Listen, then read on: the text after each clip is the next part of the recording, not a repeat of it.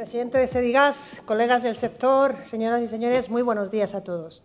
La verdad es que estoy muy contenta de estar hoy aquí es mi segunda vez mi participación en esta reunión anual del 2026, pero sobre todo felicitar a Sedigas por vuestra capacidad de reunir a instituciones, a reguladores, al sector. Yo creo que esta reunión ya es un referente en nuestro sector y sobre todo en un momento en que yo creo que más que nunca visión y diálogo compartido se necesita muchísimo. Además, me gusta mucho el lema de este año. La verdad es que me es difícil imaginar un triángulo de prioridades más oportuno para el momento en el que estamos viviendo. Bueno, hoy aquí yo creo que venimos a hablar no solamente de energía, venimos a hablar de cosas como sostenibilidad, como competitividad, como industria, como transición energética, empleo. En definitiva, venimos a hablar de preocupaciones de millones de ciudadanos, de miles de empresas que estamos compartiendo y haciendo que el sector funcione. Y me gustaría ir aterrizándolo compartir con vosotros brevemente 4 reflexiones. Y la primera de ellas para mí es muy sencilla pero complicada a la vez. En los últimos años yo creo que Europa ha aprendido, y he de decir que a veces de forma un poco dolorosa, que la energía no solamente es un input, que la energía es un pilar de la seguridad económica, que la energía es un pilar de la coexistencia social también y, por supuesto, de la soberanía industrial. Y por eso, ahora mismo, la conversación en Europa sobre energía ha cambiado profundamente, en muy poco espacio de tiempo. En los últimos 2 años ha cambiado absolutamente y por 3 razones fundamentales. Que lo importante para mí, y lo que yo veo que es muy interesante, es que esas 3 razones no compiten entre sí, sino que son razones que se superponen. Y esas razones son, por una parte, que la descarbonización sigue siendo un objetivo totalmente irrenunciable.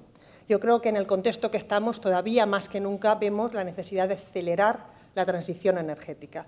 La segunda razón es la volatilidad geopolítica que estamos viviendo, que nos está condicionando rutas, precios, disponibilidades, lo vemos cada día. Y la tercera, y muy importante, es que la competitividad industrial es lo que marca la agenda política en Europa. Yo creo que, y lo hemos comentado y lo han comentado los anteriores ponentes, las tensiones en Oriente Medio, la incertidumbre vinculada al cierre del estrecho de Hormuz, la persistencia del conflicto de Ucrania, también las presiones que estamos viendo por cadenas logísticas estratégicas y la competitividad global, que cada vez es más intensa desde el punto de vista de tecnologías y, sobre todo, materias primas críticas, han transformado totalmente el cómo hablamos hoy en día aquí y en Europa y en todos los sitios y en todas las empresas y con los reguladores y con las instituciones, cómo hablamos de energía. Eso es inevitable. Y en este contexto yo creo que Europa ha articulado un mensaje muy importante que conviene repetir, y yo creo que conviene repetirnos aquí. No hay transición energética exitosa si Europa pierde industria. Esto es muy importante. Si Europa pierde inversión y si Europa pierde autonomía estratégica. Y este es el gran reto, sin duda, es cómo avanzamos en la transición sin dejarnos atrás la industrialización de Europa. Y aquí me gustaría hacer una pausa porque yo creo que a veces cuando hablamos y compartimos ideas sobre transición energética, nos parece que la transición energética sigue un camino lineal, es decir, va paso a paso y va a ocurrir sí o sí. Y eso no es así. La transición, por más que nos gustaría que ocurriera, solo va a ocurrir o no ocurrir en función de que exista algo muy concreto y en función de que seamos capaces de construir las condiciones para que suceda. Europa ya tiene unas metas muy ambiciosas, todas las sabemos, así es que estamos trabajando más en el cómo. ¿Cómo hacemos que eso ocurra? ¿Cómo desplegamos infraestructuras? Fundamental. ¿Cómo movilizamos inversiones? Lo hemos hablado hoy aquí. Inversiones muy, muy materiales. ¿Y cómo lo hacemos a una velocidad y a la escala que requiere la transformación del sistema? Por eso iniciativas como la brújula de la competitividad, el Clean Industrial Deal, han sido y son absolutamente referentes y relevantes porque reflejan también ese cambio de paradigma que estamos viviendo. Se presta mucha más atención a los sectores intensivos en energía, se prioriza el despliegue de infraestructuras y también la financiación estratégica. Y en esta línea me gustaría hacer una referencia también al Accelerate EU, porque también marca yo creo, el paso de la ambición a la ejecución. Marca busca reducir plazos, reducir infraestructuras estratégicas, fortalecerlas, movilizar financiación y, por supuesto, para proyectos claves, que es fundamental. Aunque es verdad que prioriza la electrificación, eso es evidente, yo creo que también adopta un enfoque de sistema que incluye el hidrógeno, incluye el biometano y otras infraestructuras para garantizar esa flexibilidad y seguridad que necesitamos. En suma, Europa está avanzando con un enfoque mucho más operativo, menos nuevas metas y muchas más eliminaciones de barreras para acelerar la transición. Y si es que hay algo que yo creo que estamos constatando también en las conversaciones sobre transición energética, sobre digitalización y sobre el nuevo modelo, en definitiva, industrial, es que todo esto descansa en una demanda creciente de redes, de almacenamiento, nuevas tecnologías y materias primas críticas. Y existe un riesgo real, y vamos a ser muy honestos, existe el riesgo de sustituir dependencia energética por dependencia tecnológica y de materias primas. Ahí es donde las infraestructuras vuelven a estar en el centro, con el despliegue de redes, con el despliegue de almacenamientos, de interconexiones, de capacidad de transportar energías limpias de una manera fiable, de una manera segura. Y cuando hablamos de infraestructuras, sin duda, estamos hablando de activos tremendamente estratégicos, de dotar a esos activos de capacidad, de resiliencia, de flexibilidad. En definitiva, de la diferencia entre tener objetivos y tener un sistema que podamos cumplir. Y por eso, y este punto es muy importante, el sistema gasista, y especialmente su adaptación a los gases renovables, es una pieza estructural en esa solución. Y ahí es donde quiero orientar mi segunda reflexión. La reflexión hacia cuál es el papel específico de los gases renovables, porque sinceramente creo que ahí es donde vamos a tener una parte muy importante de conversaciones muy relevantes en los próximos años. Y lo hemos visto hoy aquí ya en estas intervenciones. Cuando hablamos de gases renovables, estamos hablando de biometano, básicamente hidrógeno renovable. Principalmente hablamos que estos gases tienen tres aportaciones muy claras al sistema. Por una parte, descarbonización real de sectores difíciles de electrificar. Hay usos intensivos en energía, en industrias, de altas temperaturas, donde efectivamente la electrificación es muy difícil que llegue ni al ritmo ni al coste deseado.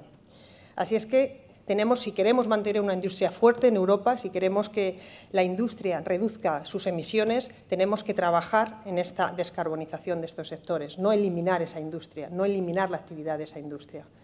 El segundo punto importante, y por qué es de gran aportación al sistema, es porque yo creo que los gases renovables garantizan seguridad de suministro, lo hemos hablado aquí infinitamente, y también resiliencia en el sistema. Los gases renovables aportan algo muy crítico al sistema, que es capacidad de almacenamiento y gestión estacional. Y en un sistema en donde vamos cada vez más a ser más electrificado, a ser más dependiente de variables climáticas, esta flexibilidad sin duda es esencial. Y en tercer lugar, yo creo que hay que apuntar aquí la competitividad y la coexistencia también territorial. El biometano, sin duda, conecta transición energética con economía circular, conecta gestión de residuos, conecta desarrollo rural. El hidrógeno renovable, bien escalado y bien desplegado, puede fortalecer clústeres industriales y cadenas de valor también. Desde BP siempre hemos defendido una transición energética basada en la neutralidad tecnológica y el pragmatismo.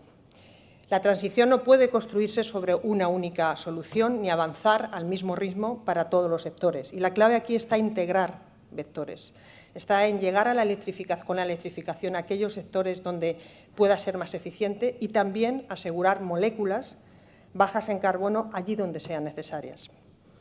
Y además esto es muy importante porque esta transición sucede en un momento de demanda creciente. Permitidme aquí que os dé unos cuantos datos que seguramente los tenéis en vuestra cabeza, pero la Agencia Internacional de la Energía estima que la demanda mundial de electricidad crecerá en torno a un 3,6% anual hasta el 2030, impulsada, lógicamente, por la expansión industrial, los vehículos eléctricos, el despliegue de infraestructuras para la digitalización y el uso de la inteligencia artificial. De la misma manera, en España, estudios recientes de EY apuntan aumentos en la demanda eléctrica del 33 al 54% antes de 2030, con posibilidad de duplicar incluso hasta el 2035, por el impulso de nuevo del hidrógeno renovable, los centros de datos.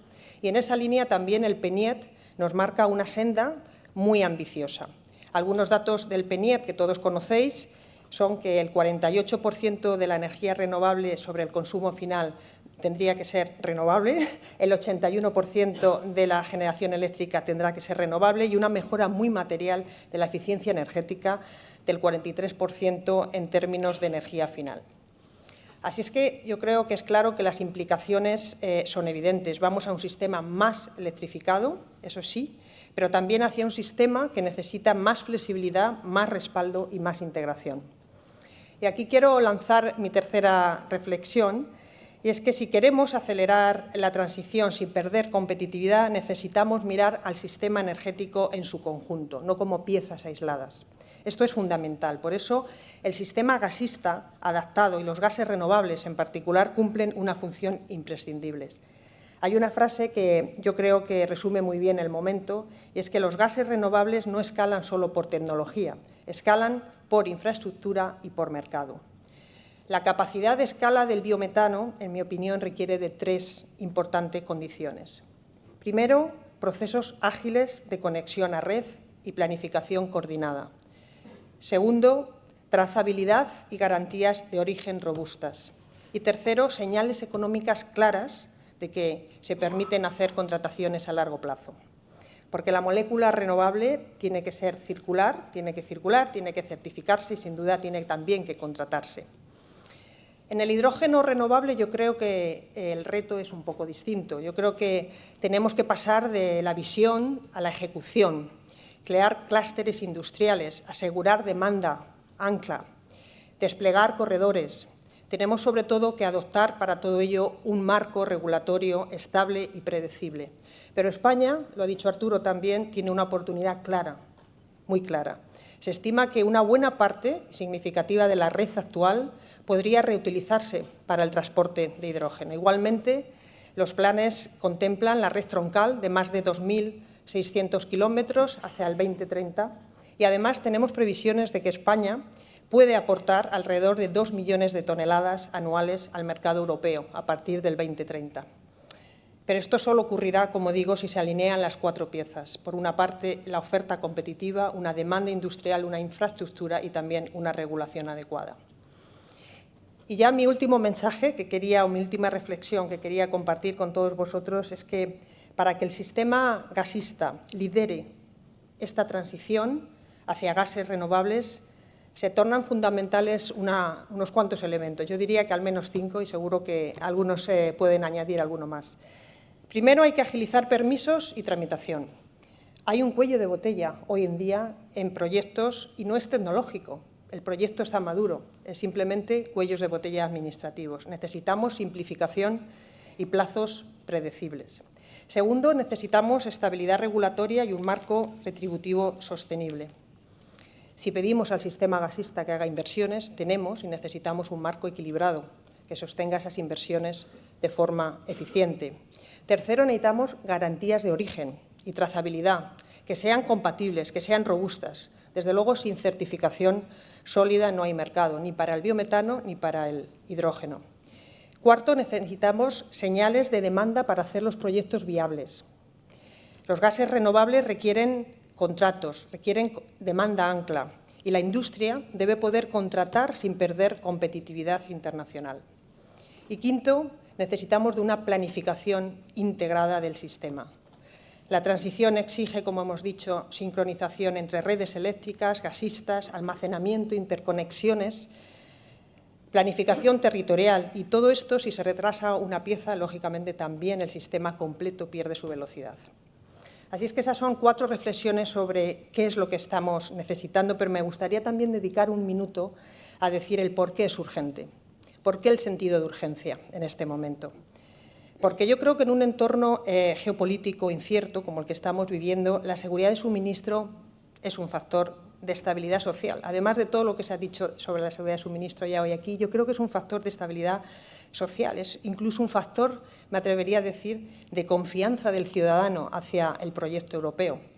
En los últimos años hemos aprendido algo fundamental. La seguridad energética no es un dato, es una construcción estratégica que requiere de muchísima planificación. Y me gustaría poner aquí un ejemplo no relacionado con el sector del gas, pero creo que es muy relevante en este periodo en el que estamos viviendo de conflicto en la guerra de Irán. Estamos viendo que España es más resiliente con nuestro sistema de refino a cualquier otro país del norte de Europa. ¿Eso por qué ocurre? Ocurre porque se han producido planificación con mucho tiempo, con muchas décadas anteriores, con muchos años anteriores, se ha planificado las inversiones que han hecho el país, han hecho el sistema de refino más resiliente. Los gases renovables absolutamente es lo mismo, aportan precisamente eso, diversificación, flexibilidad y autonomía. Y ya permitirme cerrar con 3 ideas muy concretas. La primera es que la transición energética entra en una fase más pragmática. Ya no se trata de descarbonizar, se trata de hacerlo preservando la seguridad de suministro, la industria y la competitividad. La segunda y muy importante es que los gases renovables son una pieza clave para cumplir los objetivos climáticos y reforzar la resiliencia. Y la tercera es que el reto creo que ya no es la ambición, el reto es la capacidad de hacer, la capacidad de invertir, de desplegar redes, de acelerar permisos y de construir mercados fiables. La reflexión final es que si vamos a hacer una transición de una manera pragmática, si la hacemos con una ambición ejecutable, Europa no solamente va a reducir emisiones, sin duda, Europa va a reforzar su industria, Europa va a crear empleo y va a ganar en autonomía estratégica. Así es que yo espero que esta jornada sea muy útil para aterrizar propuestas concretas, para acelerar actividades juntos y para que todos juntos hagamos que la transición energética sea más limpia, más segura, más competitiva para España y para Europa, sin duda. Muchas gracias a Sedigas por este espacio, gracias a todos por vuestra atención y enhorabuena por seguir impulsando este debate tan importante.